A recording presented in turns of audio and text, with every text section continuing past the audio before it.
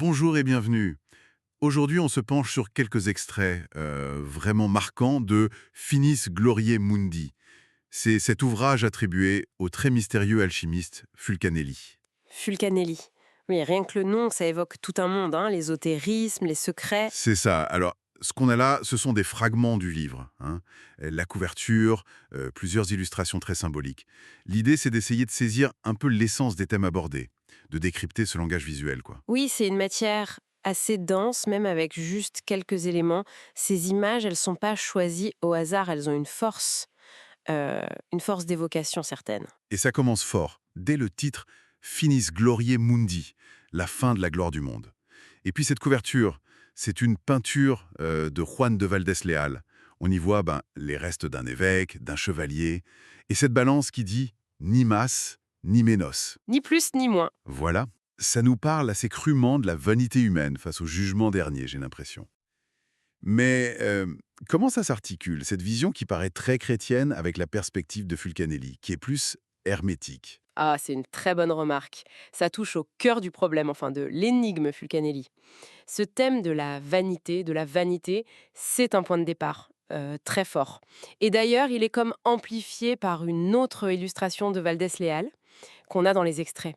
Inictu oculi, En un clin d'œil. exactement, en un clin d'œil. Et là, on voit un squelette, la mort, qui éteint la flamme d'une bougie, la vie, donc posée sur un globe terrestre.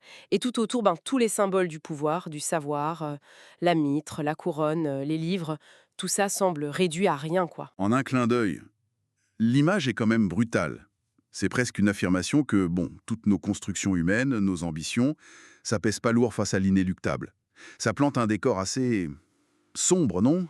Sombre, oui, mais peut-être pas totalement désespéré. Et c'est là justement que d'autres éléments visuels entrent en jeu. Parce qu'à côté de ces rappels à la finitude, on trouve des diagrammes qui sont d'une nature complètement différente. Ah oui, ces schémas assez complexes. Il y en a un qui fait penser à une sorte de cosmologie, avec des sphères, des planètes, les éléments. Et puis un autre, circulaire, qui est divisé avec les mots corpus, anima, spiritus. Corps, âme, esprit. On sent poindre une vision plus structurée du monde, une connexion entre l'humain, l'univers.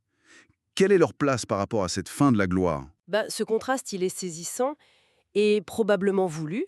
D'un côté, on a Valdès Léal qui nous dit tout n'est que vanité, et de l'autre, ces diagrammes qui semblent murmurer oui, mais la transformation est possible. D'ailleurs, on voit aussi des scènes d'alchimistes au travail, hein, devant leur fourneau latanor. Le fameux Athanor. C'est ça. Et les termes corvus, anima, spiritus, ça renvoie très certainement aux composantes de l'être dans la pensée hermétique, la matière première, si on veut, du grand œuvre alchimique. Le message, c'est peut-être ça. La vraie gloire, elle n'est pas dans le monde extérieur, qui est éphémère, mais dans la transmutation intérieure. Celle-là, elle pourrait durer. Une sorte de quête de permanence au-delà de la mort physique. Intéressant. Et puis, il y a cette photo un peu étrange là, un obélisque au milieu d'un rond-point. Ça détonne un peu avec le reste, non? Ça fait très moderne en plus. Oui, sa présence est pour le moins intrigante, c'est vrai. Les extraits qu'on a ne donnent pas d'explication directe, évidemment, mais ça fait écho à l'intérêt bien connu de Fulcanelli pour le décryptage des symboles cachés dans l'architecture, ce qu'il appelait le mutus liber, le livre muet des monuments. Le livre muet. Oui. Alors cet obélisque, même si on ne sait pas où il est exactement, il pourrait être vu comme un exemple de cette sagesse gravée dans la pierre, lisible seulement pour les initiés, ceux qui ont les clés. Ça élargit un peu le champ de la quête, au-delà du laboratoire et des vieux grimoires. Fascinant. L'idée est qu'un simple monument moderne puisse porter un message ancien. Bon, si on essayait de résumer un peu tout ça. Qu'est-ce qu'on retient de ces fragments insolites? Eh bien, ces quelques aperçus de Finis Gloria Mundi, ils nous montrent une œuvre qui joue vraiment sur les contrastes forts. Elle utilise un symbolisme très riche, puisé aussi bien dans l'art sacré que dans l'hermétisme alchimique, pour opposer d'un côté la nature fugace, éphémère des ambitions terrestres, La gloire du monde? exactement, et de l'autre côté, une recherche plus profonde, plus fondamentale. Une recherche qui semble axée sur la transformation. Alors, est-ce une transformation spirituelle ou opérative au sens alchimique? Difficile à dire. Le message visuel est très puissant, parfois un peu austère, mais avec beaucoup, beaucoup de niveaux de lecture possibles. Et pour conclure, peut-être une question à laisser en suspens. Cette fin de la gloire du monde, qu'annonce le titre et qui illustre ces images de vanité, est-ce que c'est juste une allégorie morale? Ou est-ce qu'il faut y voir autre chose? Une référence à des cycles cosmiques, une fin des temps?